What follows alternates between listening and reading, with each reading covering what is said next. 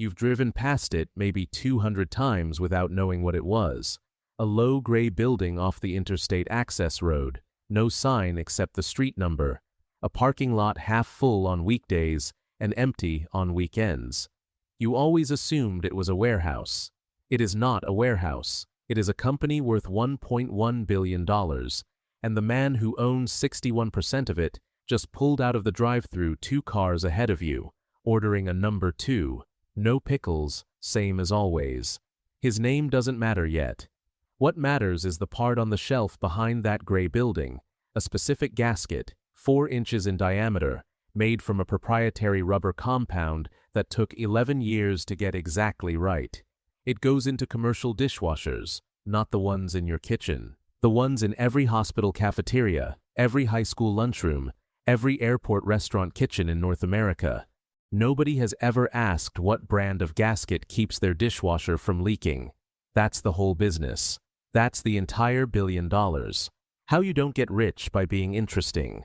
You find this out by accident, the way most people find out anything real. A cousin's husband works in industrial procurement, and at a cookout in July, sitting in a folding chair with a paper plate balanced on your knee, he mentions offhand that the guy who owns Meridian Seal Corp just built a wing onto the community hospital with his own name nowhere on it. You ask who that is. He shrugs. Nobody. Makes gaskets. You go home and you look it up, the way you look up anything that snags on your brain at 11 p.m. There's no press page. There's no LinkedIn presence beyond a sparse company profile with 340 employees listed. There's a single trade publication article from 6 years ago, 4 paragraphs long, about a manufacturing expansion. That's it. That's the entire public footprint of a company that, according to a court filing, you find buried in a county record search, a minor easement dispute over a loading dock, lists total assets north of $1 billion. You sit with that for longer than you'd admit to anyone, not because of the number itself, because of the gap between the number and the silence around it. Somewhere in your head, wealth this size was supposed to come with noise, a building with a name on it, a profile in a regional business magazine. Instead, it came with a loading dock easement dispute and a guy ordering a number 2 with no pickles, the part nobody puts in the pitch deck. Here's what you piece together over the following weeks, 1 record search and 1 old acquaintance at a time, the way you'd assemble anything nobody was ever trying to hide, but nobody was advertising either. Meridian Seal Corp started in 1987 as a 2-man machine shop repairing industrial pumps for the meatpacking plants that used to line the river on the east side of town. The founder, a man named Walter Crenshaw, had no engineering degree.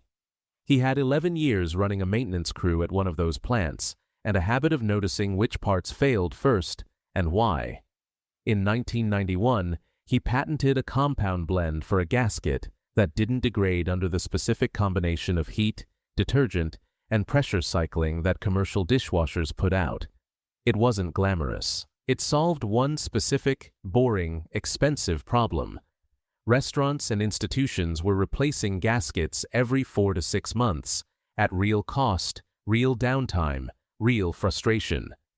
Crenshaw's version lasted 3 years.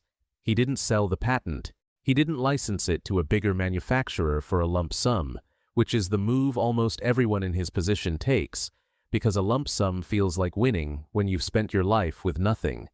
He built a small production line instead, in a rented unit behind the plant he used to service, and he sold directly to the dishwasher manufacturers themselves, becoming the embedded part inside somebody else's machine. Once you're the gasket inside the machine, nobody re-engineers around you.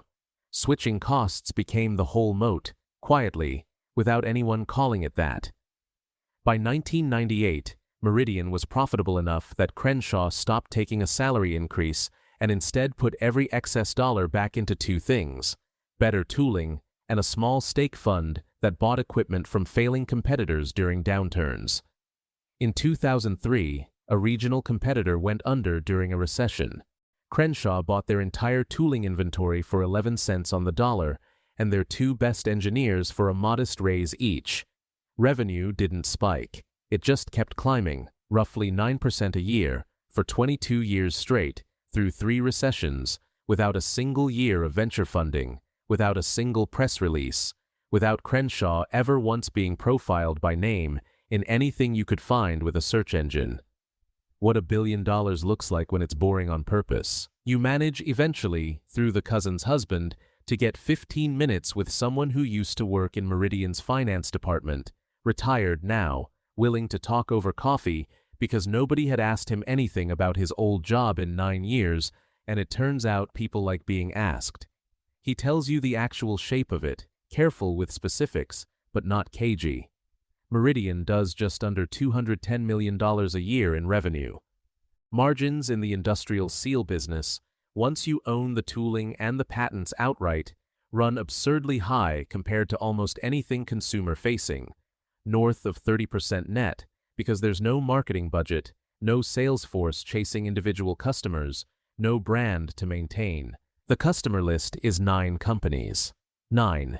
The major commercial dishwasher and steam table equipment manufacturers in North America, each one locked in through OEM contracts that renew almost automatically because nobody wants to be the procurement manager who switched suppliers and caused a recall. Crenshaw owns 61% outright. The rest is split between 2 of his original engineers who've been with him since the 90s, and a small employee stock program he set up in 2011 that nobody at the company particularly talks about, but that has quietly made the plant's longest tenured machinists worth, in some cases, over $2 million on paper. The retired finance guy tells you this part like it's an afterthought, but it's the part that sticks with you. A machinist who's run the same seal press for 20 years, drives a Ford Ranger with 190,000 miles on it, is sitting on a stock position worth more than most people's houses, and has never once mentioned it at the plant Christmas party. Total company valuation, based on a private equity offer Crenshaw turned down in 2021, the finance guy remembers the number specifically because he ran the model himself, came in at $1.1 billion. Crenshaw's answer to the offer took him 4 days to give. He said no, because in his words, as the finance guy remembers them, he didn't know what he'd do on a Tuesday if he sold it. The company you never heard of versus the one you can't stop hearing about. Around the same time you're learning all this, a startup 2 towns over is raising a Series B. You know about it because everyone knows about it. It's in the local business paper twice a month. The founder does a podcast circuit. There's a mural on the side of their building. They make a consumer subscription box for pet supplements. They've raised $34 million across 3 rounds. They employ 60 people. Last public estimate of their valuation, from the most recent raise, was $180 million, built almost entirely on projected growth rather than current profit, because the company has never once turned a profit in 5 years of operating. You start doing the comparison without meaning to, the way you can't stop running numbers once you've started. Meridian. 340 employees, no outside investors ever, no debt beyond routine equipment financing, $1.1 billion in value, built over 37 years, off a part most people will never see or think about. The pet supplement company, 60 employees, $34 million raised from outside investors who now own most of the upside, $180 million paper valuation, built over 5 years, entirely dependent on continuing to raise money or continuing to grow fast enough to justify the story, because the underlying business doesn't yet generate enough cash to survive without either. One of these companies could disappear tomorrow if a single funding round fell through. The other one supplies a component so embedded in its industry that a hospital cafeteria in Ohio and an airport food court in Texas are both, right now, today, running dishwashers that would leak without it. Nobody's ever going to make a documentary about Meridian Seal Corp. Nobody's ever going to put Walter Crenshaw on a magazine cover. That was never the trade he was making. The trade was, stay unremarkable, stay embedded, let compounding run for 4 decades instead of 4 years. Why nobody builds it this way anymore? This is the part you keep turning over. Why doesn't this happen more?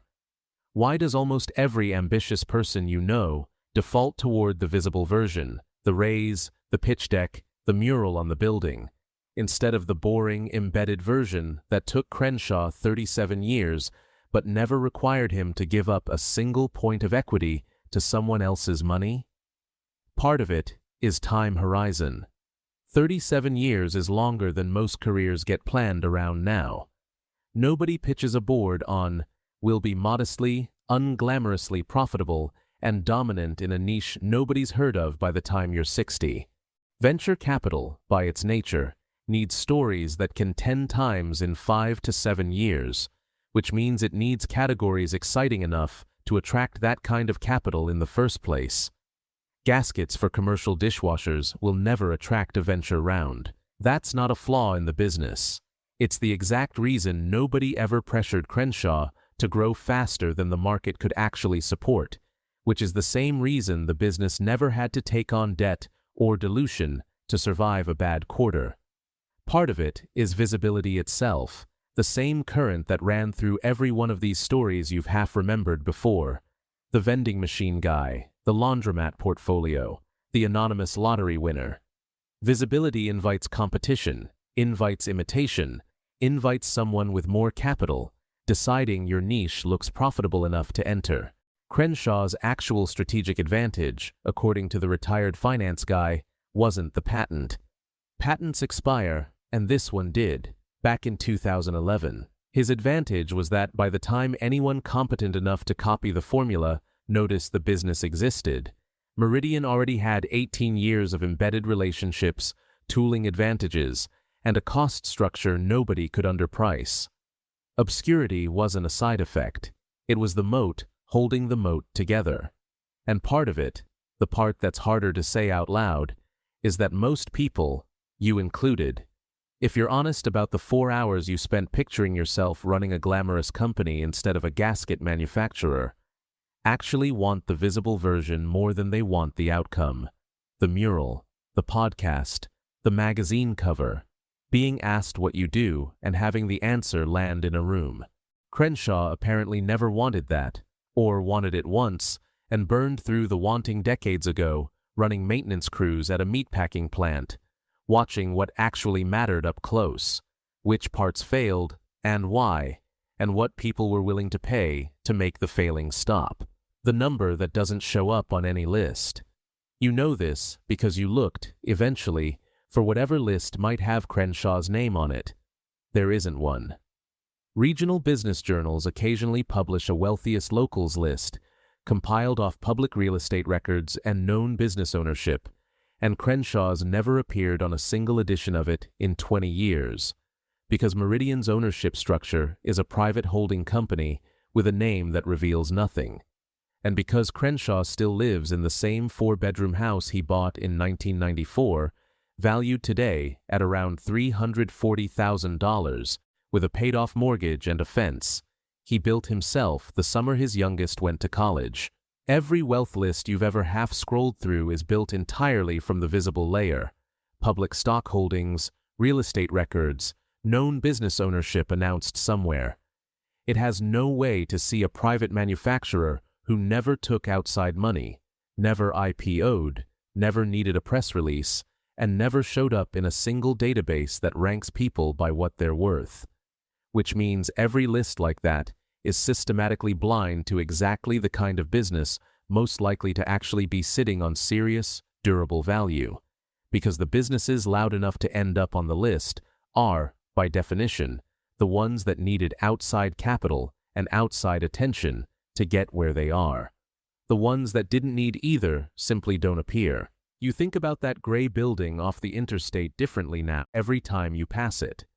Not as a warehouse, as proof of something closer to a rule than an exception, once you start looking for it, that a huge share of real, durable wealth in this country is sitting inside businesses solving problems too unglamorous for anyone to bother mentioning at a dinner table.